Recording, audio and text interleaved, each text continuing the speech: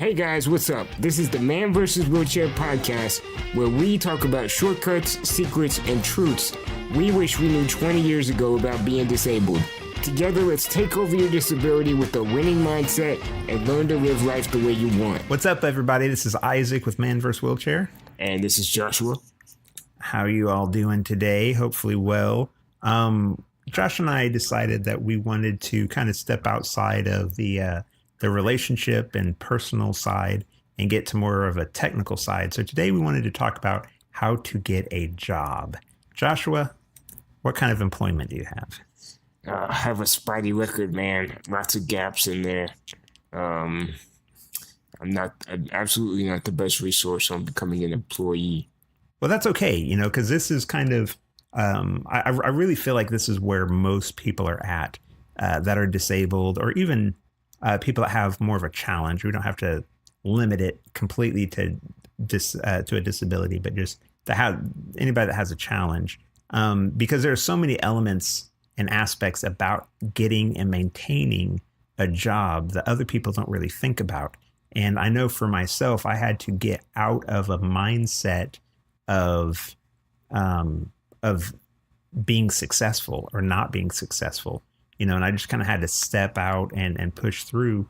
And, so now it works. I'm employed, I'm self-sustaining, which is awesome.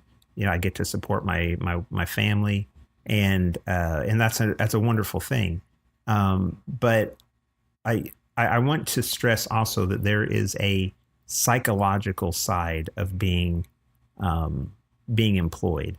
And like I said, for myself, it's waking up every day and wanting to be employed, wanting to have money, looking at all of these people that, are going on vacation and they're doing all these fun things. And then I look at my bank account and I have to wait for my SSI check to drop. Yeah. It's like, I'm not going to take my family, to the Bahamas on a couple $100s a month, So for me, it was a psychological thing. Have you experienced anything like that in the past? Oh yeah, man. That SSI check is brutal. It's just barely enough to scrape by. So and having a job is good for your psyche in the first place. So anything you can do to add value out there, it's gonna make you feel better as a person. Yeah, the SSI struggle is real. It's so little money, and I can't imagine many situations where it's enough to get by. And on top of that, it's so difficult to get out of it. Like it's like any upwards momentum you make, you get penalized on that side. Right. So it's really difficult at the beginning to break off of it, because you're probably gonna have to sacrifice a lot of time. But I don't think anyone wants to live on that little of income. Right. And this is definitely a talk for another day on, what I think should happen for people that are permanently disabled or partially disabled with the whole SSI thing. Mm-hmm. But, I myself, and I have two older brothers that were disabled as well. And, we all received SSI. Two of us were married, right? With three kids. Both my brother Matt and I, we have three kids. Mm-hmm. And that's assuming that, you're living in some sort of free housing situation. Mm-hmm. And like all of this money is just supposedly, it's like, oh, well, they're disabled, give them a couple $100s and they'll be fine, But that's not the case. It's like I have a vehicle of my own. My wife has a vehicle. Diapers do not care how much money you make. They're expensive no matter what. Mm-hmm. Sure, we had, assistance with, the link and the food stamps and medical things like that. So that was a little bit of a help, but it was a pit that we were in. It was the pit of misery, absolutely, that we couldn't get out of. And it's like, sure, my wife could go out and get a job, but she also, which just kind of, it is what it is. I need help too. I'm a disabled person. I can't just be at home with the kids all day. It's like I Right. need help. And that doesn't take away, I don't think, my desire to want to be a dad and to be there and to help. But, it's not as easy as just, oh, well, let your wife go get a job. There's more to it than that. And, physically, there's more to it. Like I said, I can't just go to any job and be like, hey, let me file papers for you. Right. I have muscular dystrophy. I can't even lift my hands out of my lap. It's like I can sign my name and write and type a little bit, but even just very basic office skills are something that I lack because physically I can't do that. So you have this psychological element going, and you also have these physical limitations, right? And both of them combining together, it makes for a difficult point for both you and your spouse. And you eventually just have to get to the point where you say, okay, either we're going to do this or we're going to live, in poverty. It's really what it is. It's poverty. You have to move in with somebody and Yeah. just kind of become a professional mooch. Yeah. Right. And I didn't want that. I don't want that for myself. I don't want that for my wife and kids. So that's when, it's like, okay, it's time to move on and it's time to start busting your butt to get going. And what were some of the first steps that you took to getting out? Well, okay, so there's a lot of steps in between. I think the very first step is finding all of the resources in your area Mm-hmm. because without the support in the beginning, like you said, you can't stay there by yourself, and you need help in other ways to kind of supplement for either your wife going out to get a job and you spending time alone, or um, maybe you need transportation to the job, or something like that. So I think the first part of it is because anytime you want to get help from the government, from state or whatever, or local, it takes a long time to get that Mm-hmm. set up. So you need to start this process, months in advance. Um, and then the very next thing for me, see, I've never, I said at the beginning, I do not have a good track record of being an employee. I just, I've tried it. I've had two jobs. One was data entry, and the other was actually an internship. Um, and then the other one was more, I had three. So like the other one was more freelancing. But the one thing that I noticed is I just don't have the personality to be an employee, which is why Right. I do self employment now. Um, but that's not for everybody. But either way, either if you want to go with the entrepreneurial route or you want to be an employee and have something steady, the the beginning of that journey is skill building. Do you agree? Mm-hmm.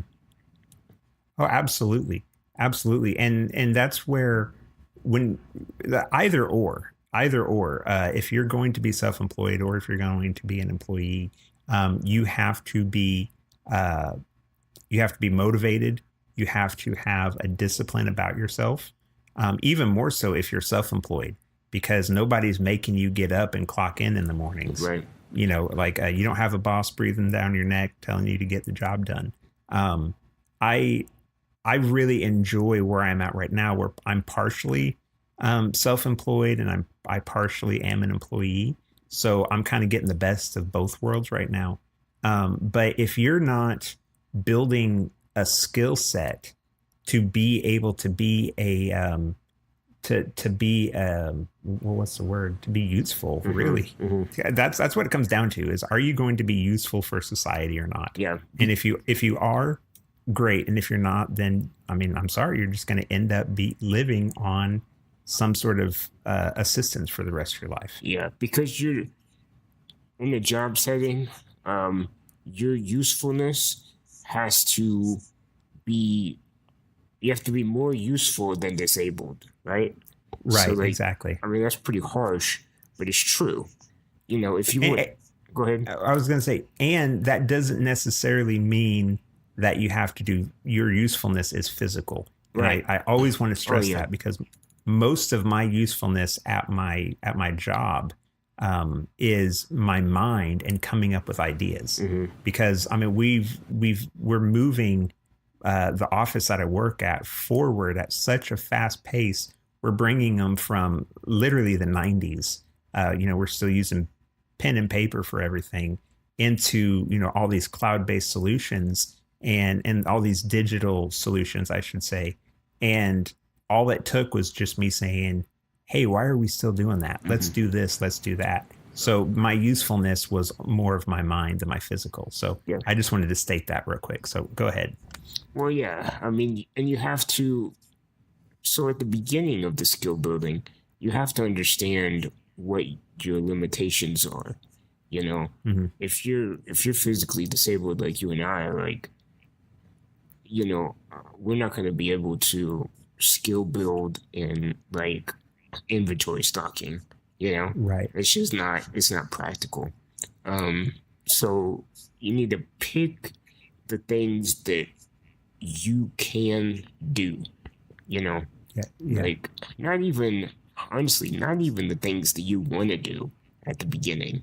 because you just need to get some skills, and uh, maybe you want to be a great writer, but you're naturally better at being organized. So so you could be like a receptionist and be organized and help companies organize their online systems and whatever it is. Yeah. Um, you need to start small with your realistic skills, and in the background start building up what you actually want to be good at.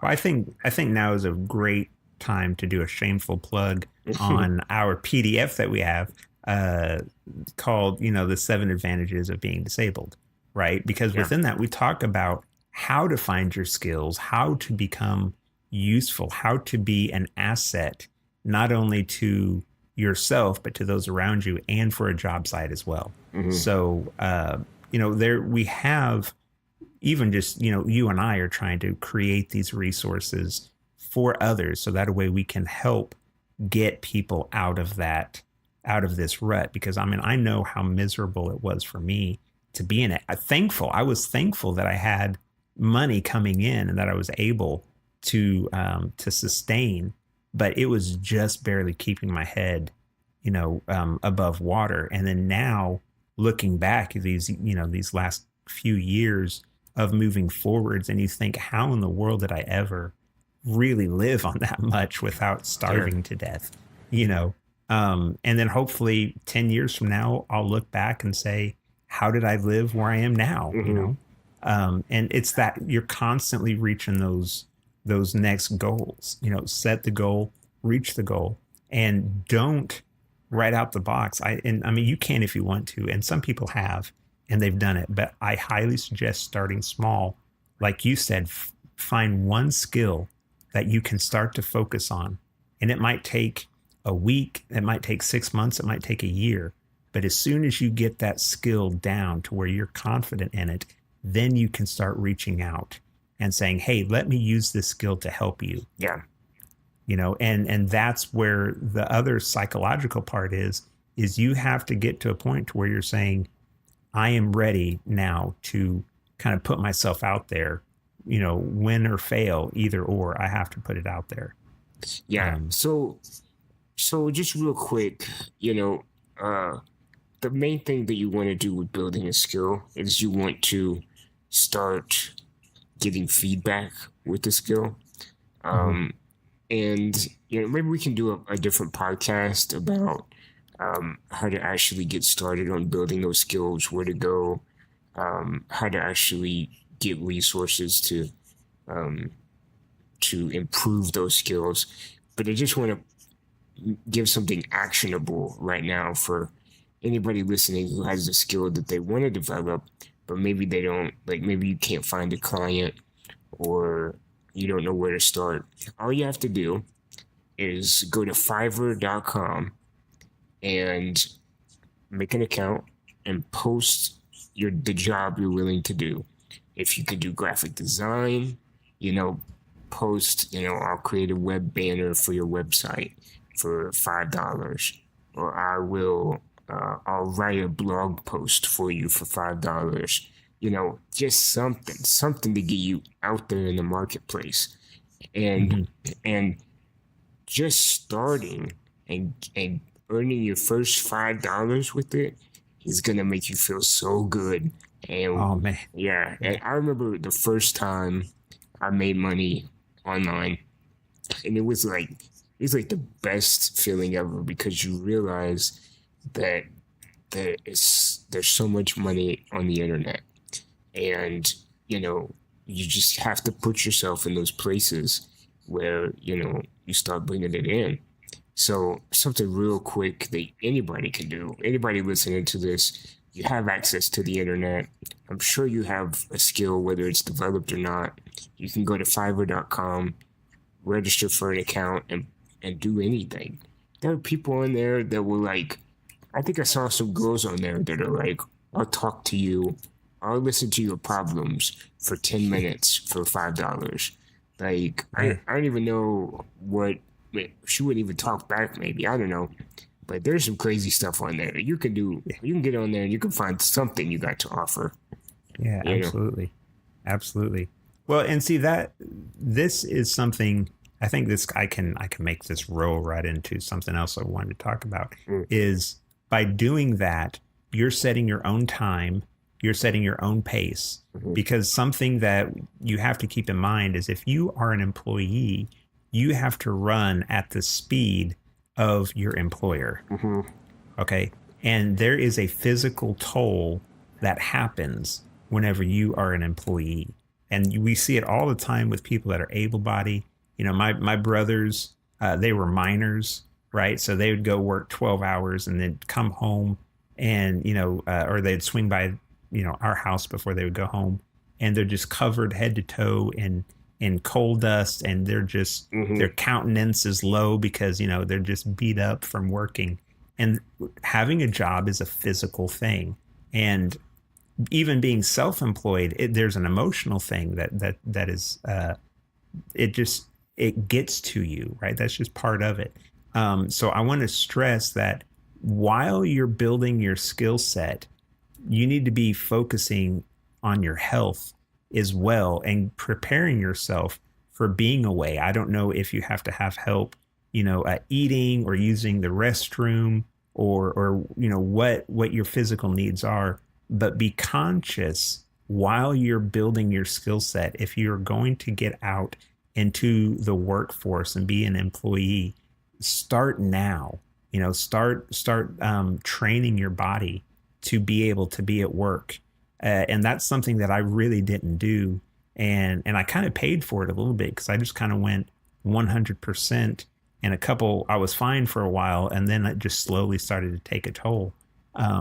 So your health is very important, and especially if you're not really used to doing physically demanding things. Like I said, I can't really move my hands very well, but I drive and I type. And I didn't realize how long, when it's a 30-minute drive to work. And it's a workout on my abs, let me tell you. yeah. And then I'm sitting up all day. I can't lay down. I can't take a nap. I can't rest.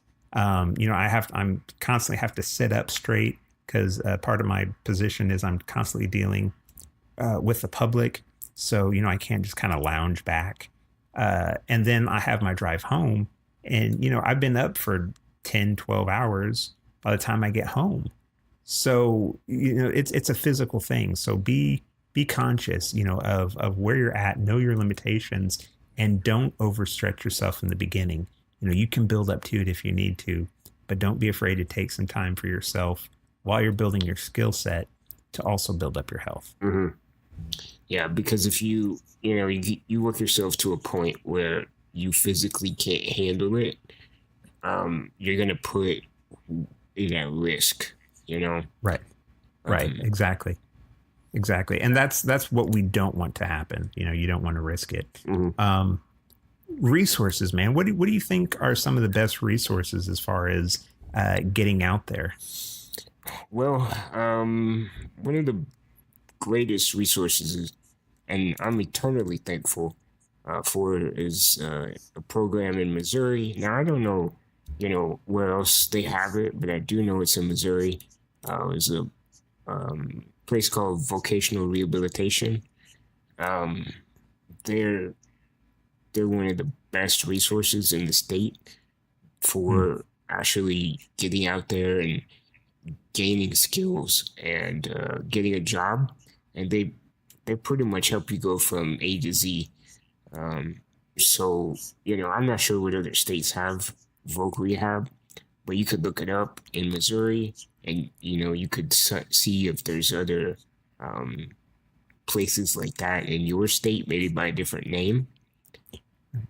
Well, I know. For me, it was called Voc Rehab. I lived in Illinois, and they Mm. took me from. They came in actually in high school. Mm-hmm. So for those parents that are listening that have disabled kids in high school, you can reach out and get started then. And they took me from high school all the way through to employment. Mm-hmm. So they helped me at college. They paid for my books. They paid for my classes. They paid to get me all the modifications for my van. They even paid mileage for me to drive back and forth. Mm-hmm. And then once I graduated, then I kind of we went from the school side into the employment side. So they got me a ticket to work.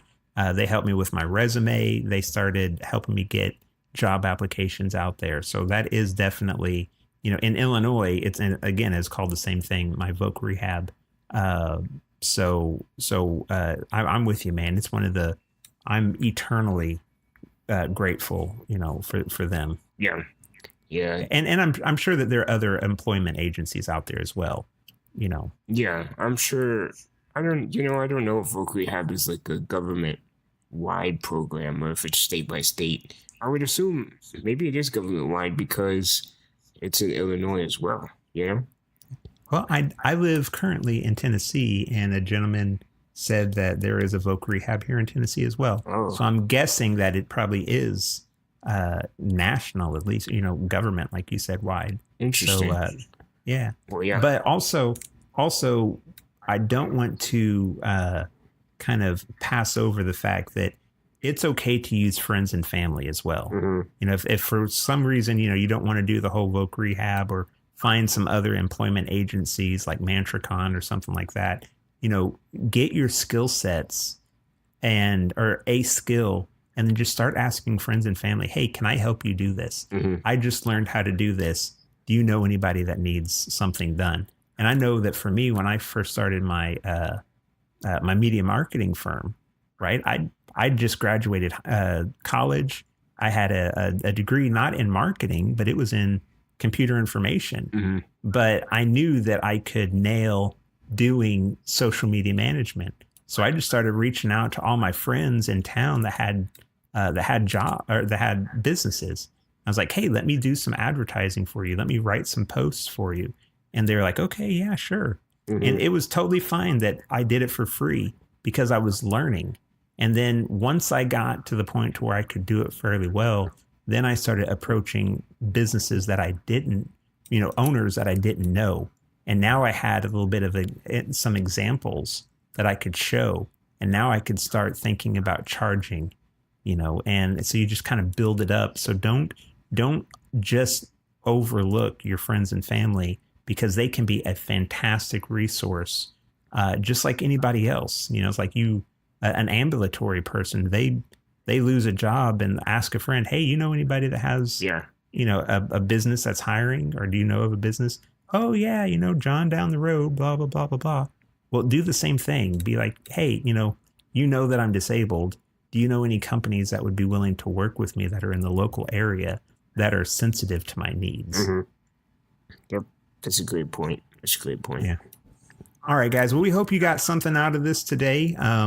if you need anything, don't hesitate to give us an email. I don't know exactly what we could do, but we'd love to chat with you and trying to help figure out where you need to get started and where you can go from there. So until next time, I am Isaac. And I'm Joshua. And this is the Man vs. Wheelchair podcast, and we'll see you later. See you. Thanks for listening to the Man vs. Wheelchair podcast. If you guys got this far, that's amazing. And I hope you got some value. And I want you to do one more thing for me. Go to manversuswheelchair.com and sign up to join the club. That's where we're going to give you exclusive content and more tips on how to level up in life. So go to that right now. Thanks for listening, and don't forget to hit that follow button.